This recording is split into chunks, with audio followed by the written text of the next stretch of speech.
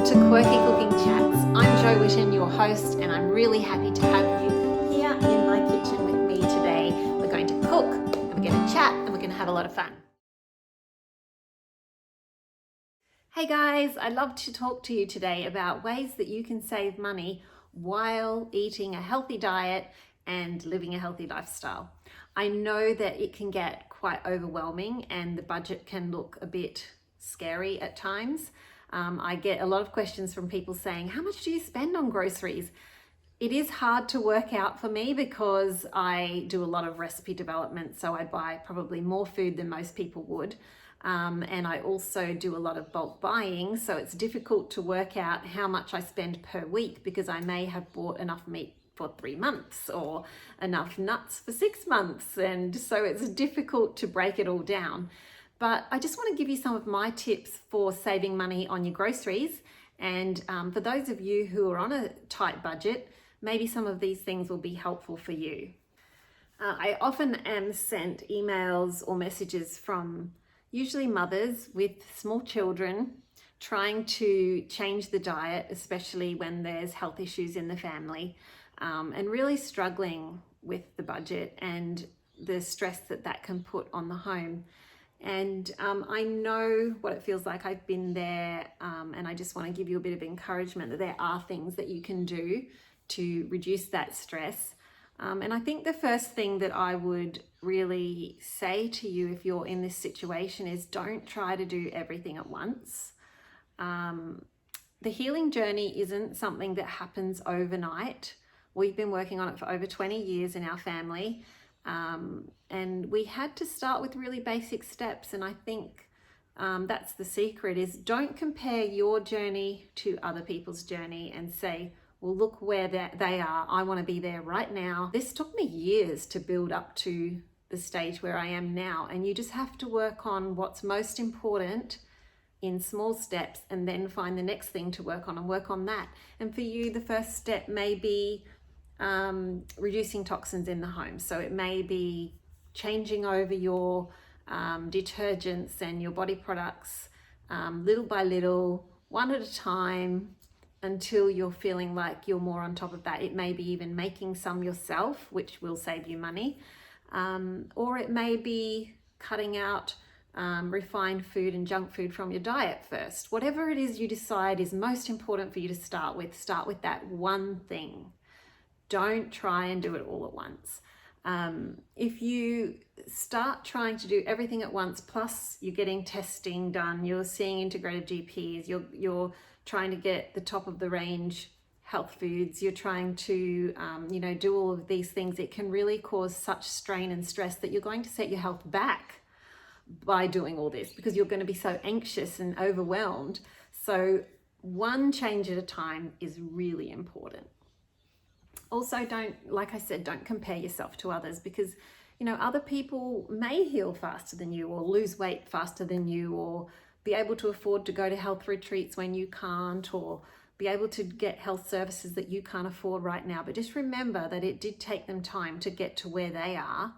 And maybe they're making sacrifices in other areas. And I know for me, we made a lot of sacrifices in our early years trying to work through health and budget and afford to eat well. We kept life very simple, and if we did something together it was like a bushwalk, or we'd go to the lake together or waterfalls or things that were cheap and free.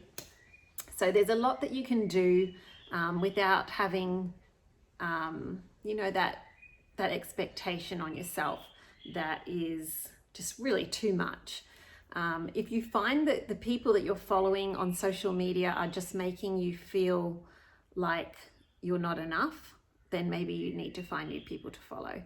And I really hope that you never feel that about my videos because I don't ever want to give that picture to people that I have it all together and everyth's great, because I don't have it all together. And, it's taken me a long time to work to what I have got. But I'm still working on it, and we work on it all our lives. So it's okay not to have everything perfect. And if you didn't see the last podcast I did, you should really go watch that before you watch this one, because we talked about done is better than perfect, and working towards things without feeling like you have to have everything perfectly sorted out and done, and perfect food and perfect diet and perfect house and perfect everything. Just doing what you can where you are with what you've got. So we talked about that in the last podcast, but perfectionism really does bring a lot of stress and overwhelm. And with your diet and changing your diet and being able to afford to eat a healthy diet, it is something that you've got to just do the best you can with. One question that I get a lot is, do you eat everything organic? No, I wish I could. I probably couldn't even get everything organic in the small country town that I live in. I just do the best I can. So my CSA box is mostly pesticide-free or organic, and I get some, I get organic grass-fed beef in bulk, but if I run out, I will sometimes buy beef from the supermarket. I don't get organic lamb usually, although I'm looking at a place where I can get it. But lamb is usually grass-fed, so I feel like, well, that's okay. I don't have certified organic chicken, but I do have pasture-raised heritage breed chickens that I know are well looked after. I don't have all my veggies organic. I just get the best I can, and when I get to the organic store in the next town, I do a big bit of a buy up of the things that I know are important to have organic, like celery and leafy greens and things like that. But I often buy groceries at my local grocery store as well. So it's a case of just working out what areas you can afford to go organic in, and sometimes you'll be able to afford it and sometimes you won't. Sometimes you can get it, sometimes you can't. And we still healed. We didn't have the best of everything, but we still healed. And that was by focusing on natural whole foods and traditional foods, and doing as much as possible, staying close to nature and having those healing foods in our diet. So to really cut down on the costs in our family, we focused on traditional, simple food for healing. We didn't spend a lot of money on supplements, testing, integrative doctors, holistic dentists, etc. for the 2 years that we were really working on healing. And we used the GAPS protocol and just focused on food. So our healing was really mostly due to the food that we ate and reducing the stress and the toxins in our lives. We talked to a lot of people online and other people who'd been through the same journeys. We talked to health professionals and practitioners online, just asking questions and reading their articles and listening to podcasts and reading books, and all of that information was free. Yes, you can get that one-on-one support, and it's really, really good for getting you through those hard patches, but there's a lot of free help online when you're working on your health. And we had friends who'd been through GAPS that coached us through it, and we just kept on a really basic whole food diet and worked on that. And then after a couple of years, we began adding in a few supplements, not a lot. Now and then we had appointments for things that we needed to pinpoint and work on. But honestly, just working on the food and lifestyle changes were our biggest healers.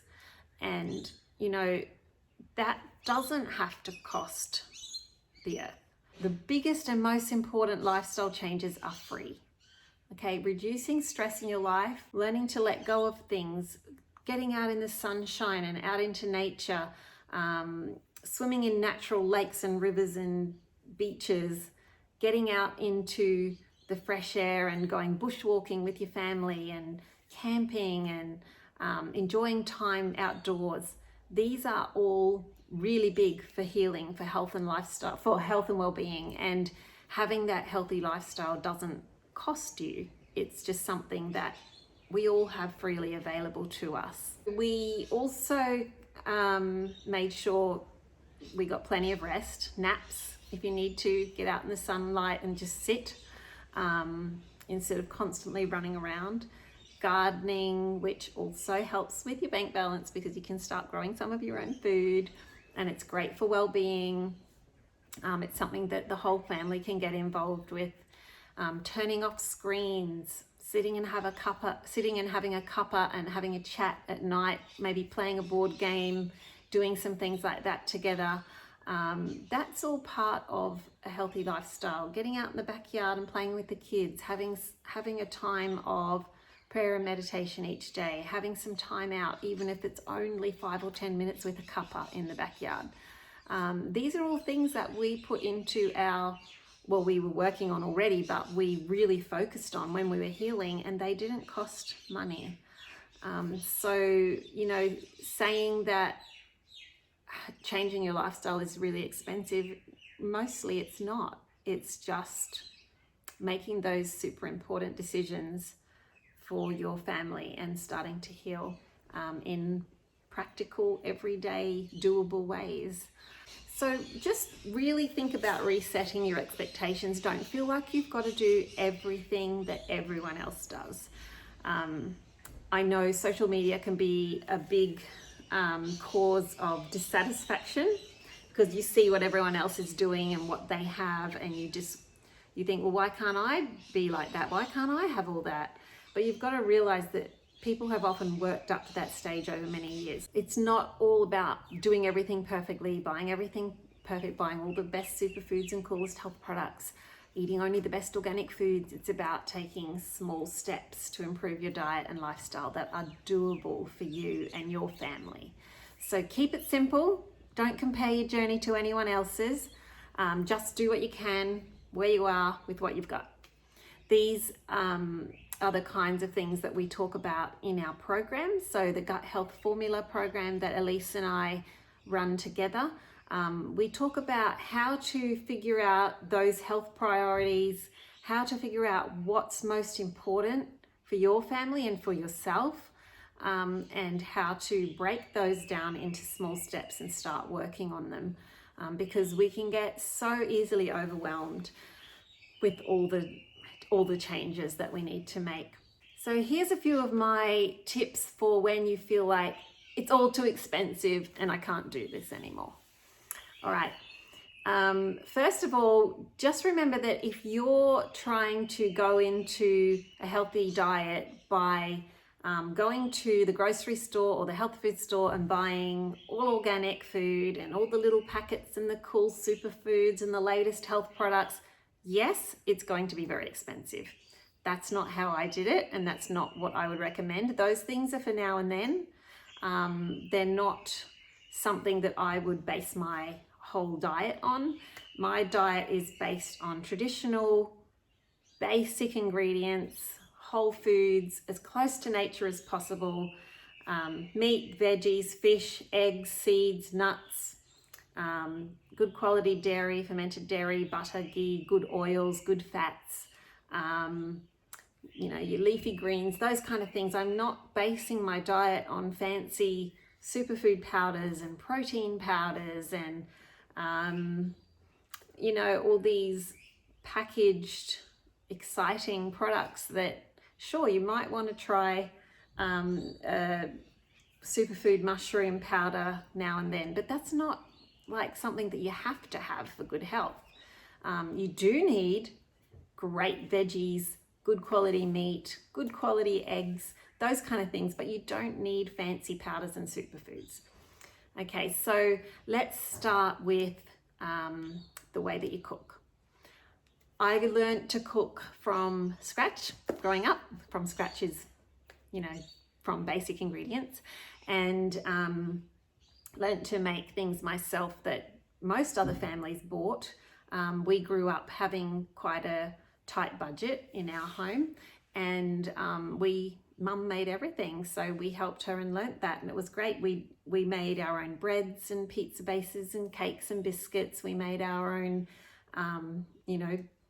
chips from potatoes.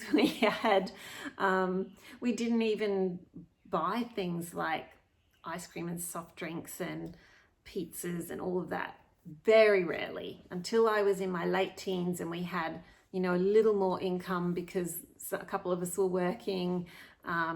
It was really very basic food when I was younger.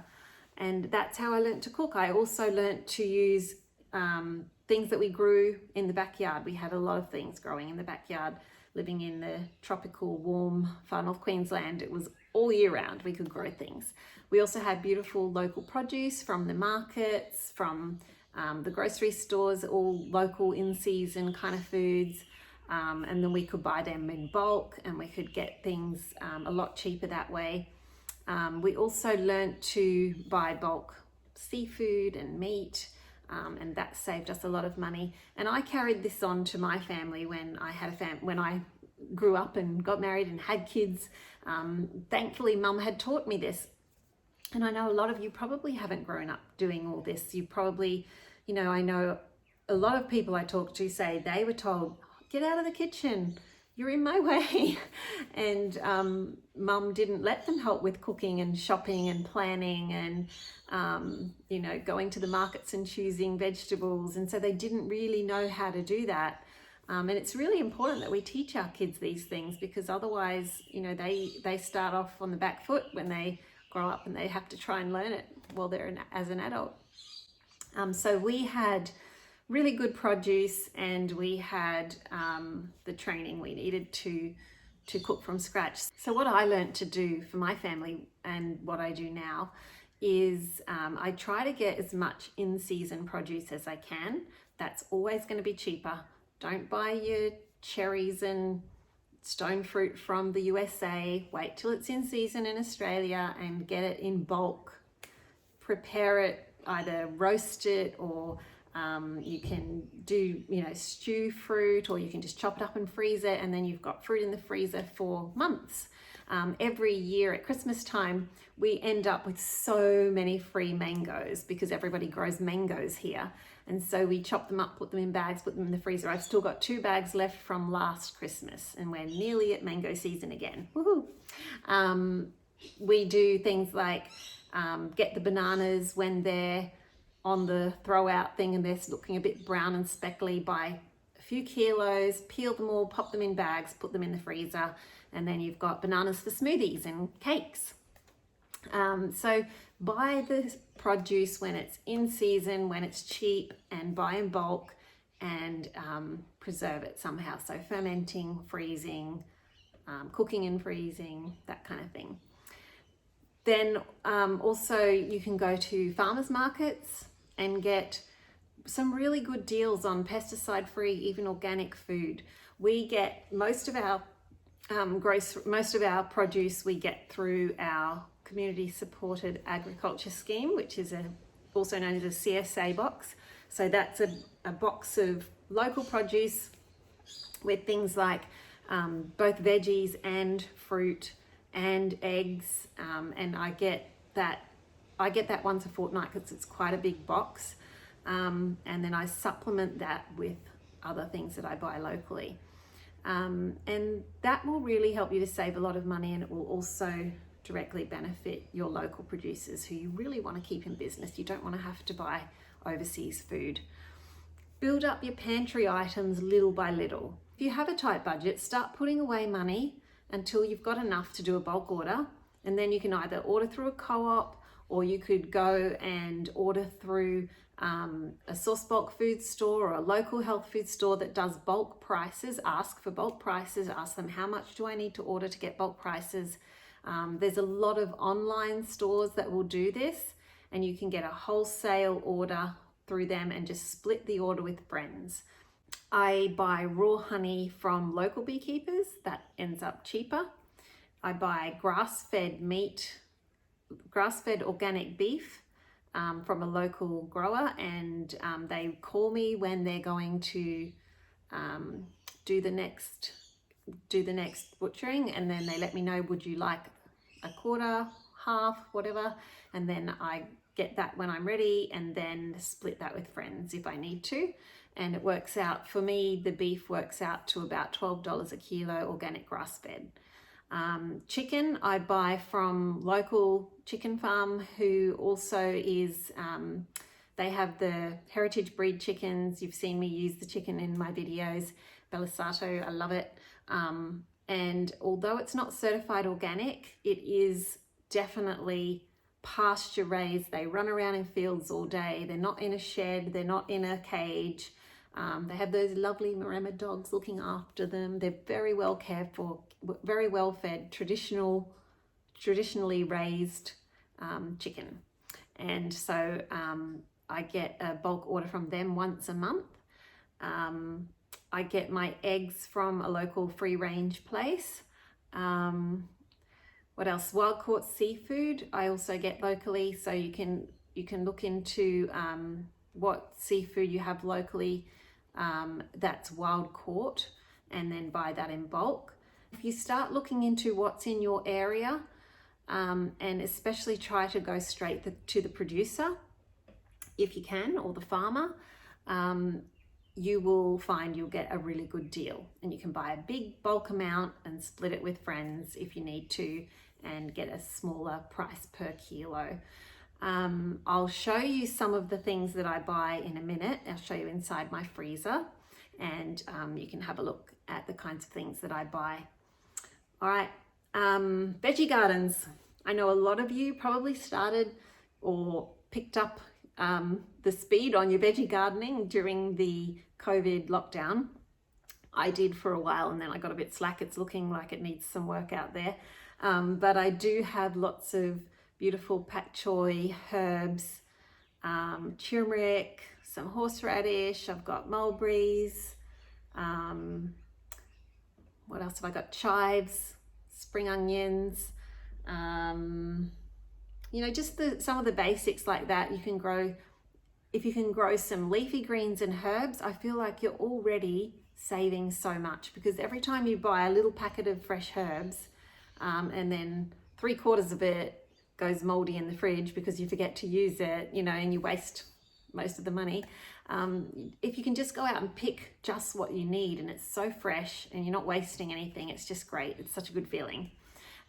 So that's something that anybody can do, because you only need pots to grow herbs and some leafy greens. Do things like bulking out your meals with things like lots of veggies, beans or lentils if you can handle them, and just use a little bit of the meat and about, you know, a good amount of veggies. So in my family, we mostly have meat in our main meals, but it's not a lot of meat. Like, I did have someone send me a question not long ago saying, how do you afford to eat so much meat? The meat is a small part of the dish usually for us, so it may be 1/4 of the plate is meat, or even less, and the rest is cooked vegetables, fermented vegetables, raw vegetables like a salad. If I do a soup, I can make soup for 6 people out of 2 lamb shanks. I can make you know, a few chicken thighs into a great big stew for the whole family and have leftovers. So it doesn't have to be, you know, you're not using a whole chicken every day, for instance. You're using parts of that for a few different meals. So mostly our meals are, the bulk of the meals is vegetables. Sometimes we'll have a bit of rice or legumes or polenta or something to bulk it out, but quite often it's just vegetables that bulks it out with a little bit of meat in there. So that does save a lot of money. And always having those good condiments on the side to help bulk out meals. So things like sauerkraut, homemade pate, because you want to get those organ meats in, butter, sour cream, cheese, grain-free breads, chutneys. All of those things come out of the fridge at meal times and get put on the counter, and that's part of the meal. So that people often say to me, you do quite small servings for your meals. We mostly use a small plate for our meals, not a big dinner plate. We have the little condiments and finger foods like olives and things like that. Okay, bulking out meals also with soups and casseroles and stews, that does really help, because the meat stock that they're based on will also give you the protein and the amino acids and things that you need, and it helps to fill you up, but it's not as expensive as chunks of meat. So sometimes we'll just have like a minestrone soup without the pasta quite often, just bulked out with veggies and based on chicken stock, so there's actually not any meat in it. Okay, as I mentioned earlier, we drink mostly water. Now and then we'll have a kombucha, but generally that's like a treat. Now and then we'll have some fresh orange juice or grapefruit juice because we get the citrus in our CSA box. But we won't just drink that straight, we'll water it down with mineral water. So then that does stretch out the drinks. We also bake our own breads, pizzas, muesli bars, cakes, biscuits, muffins, all of that, slices, and only rarely buy them. Sometimes I'll make my own yogurt, sour cream, that kind of thing, but depending on my time. I used to make it all the time when we were doing gaps because it does, you can ferment it for 24 hours and really break down those sugars in the milk, and it makes it much more easy to digest. But if you can handle bought yogurt, then yeah, that's fine too. So custards, ghee, sauces, chutneys, all of that kind of thing I make myself. It's also a really good idea to, before you start deciding what you're going to go buy at the grocery store each week, have a look at your fridge, freezer, pantry, do a bit of a stock take on maybe on a Saturday or whenever you are at home, you've got time, and write down what you've got to use, what's on hand, you know, what fresh produce have you got, what meals are already frozen in the freezer, or sauces, or cooked legumes, or what do you have that you can use in the meals that week. Do a bit of a brainstorm on recipes that you can make for that week, and then write your meal plan. Even if it's just a basic list of 5 to 7 main meals, write your meal plan out and then have that on the fridge. Get just the ingredients you need for those recipes and try to stick to that, and that will save you heaps, because every time you go to the store you're going to see something else you want. So the less times you go to the store, the better. That really does help to save money if you use what you've got on hand first to make your meal plan, and then you won't double up on ingredients when you go shopping, and you will save yourself money.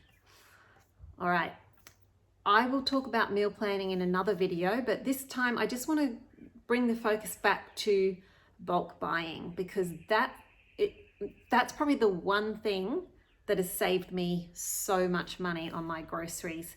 So I started, I became part of a co-op about 21 years ago, and for years I was buying through that co-op, and then as time went on, that co-op finally finished up, but I do still buy with groups of friends. Now, I wanted to show you some of the things that I buy in bulk. I don't have a lot of grains and legumes in bulk now because I don't use as much of those anymore. I used to, when I was always making my own breads and things, I would buy a lot of the grains in bulk. But now, having done gaps, we focus more on meat, veggies, nuts, seeds, those kind of things, and we don't really use very many grains. But I will buy like a 5 kilo bag of rice now, and things like that. And I usually buy my nuts, seeds, oil, and meat and seafood in bulk. And then, like I said, any fresh produce that I can get. So I'll give you a little peek into my freezer. I just want to show you how I organise my freezer for bulk foods. So I just got an order yesterday of bulk beef. So this is our local organic grass-fed beef, and I think this is a quarter. So these 3 boxes here, I already had some bones left over from another order. And what I do is just cut the tops of the boxes open, and then it's all organised in my freezer and not just dumped out everywhere. Over here, I've just cleaned out my freezer, so as you can see, it's pretty empty. But this is the area that I stack pre-made meals. At the moment, there's a few bottles of water and stuff for eskies. In here, I put my baking bulk orders like I get from Source Bulk Foods. like 3 to 5 kilos of almonds at a time, potato flour, tapioca. I'm just about out of a lot of things there in the kitchen on the bench top. I do have some pre-made food, so I've got some primal alternative pizza bases and biscuits. I've got dried fruit and some roasted almonds there. Over here I've got, so I save my fat off the top of stock and I use that for seasoning my pans, so that's tallow. If I've got a lot of citrus, I'll go ahead and juice it and freeze it in bags, so that's lime juice there. I've got frozen pates under here. I've got frozen herbs, so if I've got a lot of herbs, I'll freeze them in bags, and I always reuse these bags, by the way. In here I've got frozen mango, so like I mentioned, I try to get fruit in season and freeze it. Frozen berries and passion fruit from my vines. Down here I've got some bulk chicken. So this is from the local chicken farm. I've got livers, carcasses, feet, Marylands, hearts, fat, clams, fish. I'm just about to get a bulk order of fish today, and I'll show you that when it comes. Bulk bacon. Yeah, so at the moment my freezer looks a little bit empty, but once I start getting my bulk cooking sorted, this is going to be meals in here. And yeah, I usually just put whole boxes and whole bags into my freezer so that I can just take things out of it and it's all organized, and the little things go in the baskets on top. This is how I store my pantry items as I take them out of the freezer. So I just fill up jars and keep them on the back of my bench here. I've got some raw almonds here in this jar, cacao powder, linseeds, buckwheat flour, almond meal, tapioca, potato flour, sesame seeds, cashews, pepitas and sunflower seeds, and then my fermented foods hide around the back of the Thermomix there in the dark. So that just helps me to only have out what I need for, you know, for a couple of weeks. If you keep all of your pantry items out in the open all the time, they can sort of get old and rancid, especially nuts. So nuts, seeds, flours, I keep the bulk of them in the freezer and only bring out a jar full at a time. Looks a little bit crowded there on my bench, but you know, it's just useful for me because I don't have a big pantry. And then I keep some of my flour up in the cupboard there, like smaller packets and things up there, and rice. This is my pantry drawer. So I keep small jars of things like lentils, dried fruit like sultanas and currants, nut meals, granola, nuts, things like that in here. So if I open a big packet and it will fit into a smaller jar, it just goes in here. Otherwise, sometimes it stays in the packets. So that's how I organize my pantry. And yeah, that's it. Pretty simple. Yeah, I've cut the boxes open now, so you can see I can just pull things out like that. It's much easier than having them all scattered through the freezer. Those are my grain-free sausages made specially for me, no starches. In here, steak and roasts in that one.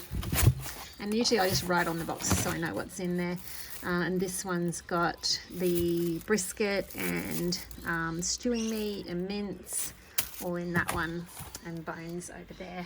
Easy for dinner tonight because I've got a busy day. So I've just taken these sausages out and I'll let them thaw a bit, and then I'll show you what I'm going to do with these. My bulk fish has arrived. Usually it comes in a box and I just pop the box in there, but I'll just put these down here. So I've got Spanish mackerel, king salmon, that's a local white salmon fish, and barramundi, prawns. Also got some oysters and some calamari. It's great being able to get that all locally. I thought you might like to see what came in my CSA box yesterday.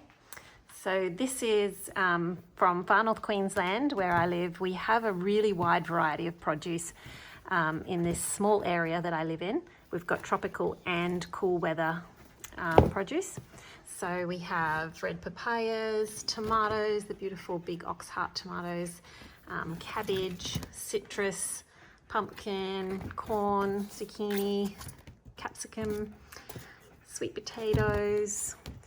So this, oh look, caterpillars. This is this is all organic or pesticide free. Then we've got locally grown grapes, peas, and there's actually some missing there because they've already been eaten. All sorts of greens. We get the tropical greens like abaca and the vine spinach, as well as kale, silver beet. Yeah, all sorts of things. So we're pretty lucky with our beetroot, pretty lucky with our produce up here.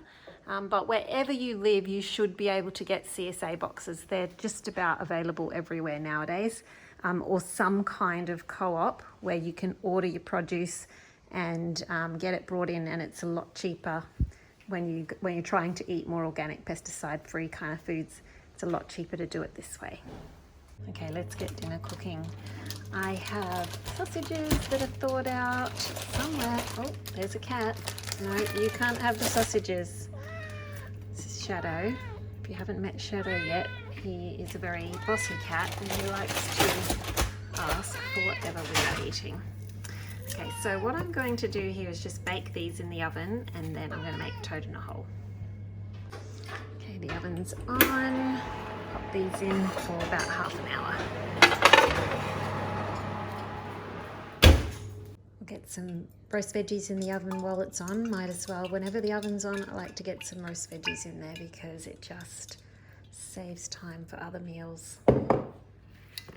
Can use some for tonight and then use the rest tomorrow. When I do roast pumpkin, I just do a really quick version really often. I learned this from Jude Barreau. So just cut it into wedges, skin, seeds and all. And then you stand it up on your tray and you just drizzle it with olive oil. And if there is seeds, which this one doesn't have much, but they go all crispy. So that's what I am doing here. Super quick way to make roast pumpkin. I think I might cut them in half because they're quite big.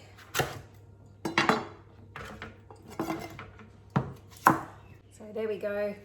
Really quick and easy. Chop it up, drizzle it with a little bit of olive oil and a bit of salt and pepper, and into the oven. Okay, the sausages are out of the oven and they're cooked through. I'm just going to remove them from the dish for the moment. I know with traditional toad in a hole, you usually leave the sausages in and pour the batter over. And the sausages end up on top somehow, but this is a grain-free batter, and every time I've made it, the batter stays on top. So I remove the sausages, pour the batter in, and then put the sausages back. Okay, so over here are the ingredients for my batter. Now I need, let's see, we've got 140 grams of almond meal. You can use nut or seed meal for this one, so you can use pepita seed meal if you can't have nuts. We need 5 eggs.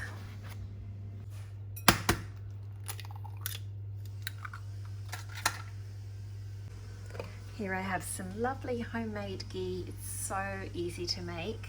If you've never made it before, have a look in the links below in the show notes, and there's a video showing how I make it.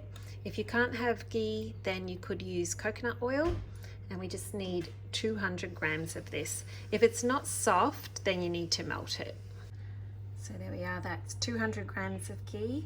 We need about 1/4 teaspoon of salt, so just pinch-ish, and 100 grams of water. And I'm just going to blend that all up.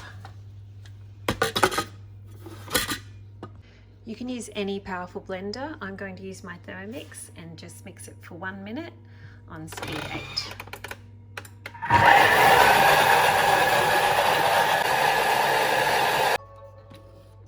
Okay, there's is a beautiful smooth batter. Look at that. Love it. Okay, so in the dish, I'm just making sure there's oil on the sides of the dish so that the batter doesn't stick. And then I'll pour it in. Okay, in it goes. That beautiful batter.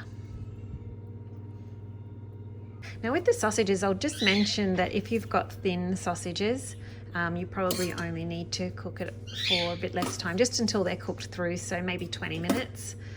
But I've turned the heat of the oven down now to 180, and I'm just going to pop this in. There we go. The veggies is still cooking away. Look up some green veggies too. So these are the beautiful green beans from my veggie box, and all these beautiful baby bok choy. Aren't they gorgeous?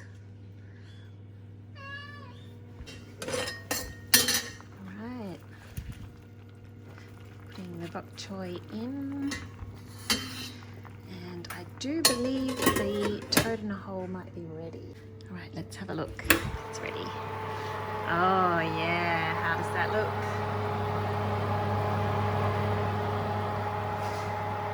And here we go. Everything's ready at once. So let's have a look. This is a grain-free toad in a hole. How about that? It's very fluffy and delicious. And it will sink a little, but it's beautiful.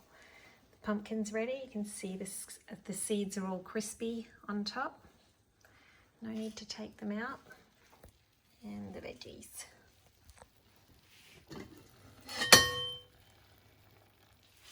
Delicious. So I just cut the toad in a hole into these sausages. Squirting. These are grain-free sausages, so there's no fillers to mop up the oils, which is how I like it. So sometimes they do burst quite spectacularly. So I just cut those up and then serve that with the veggies.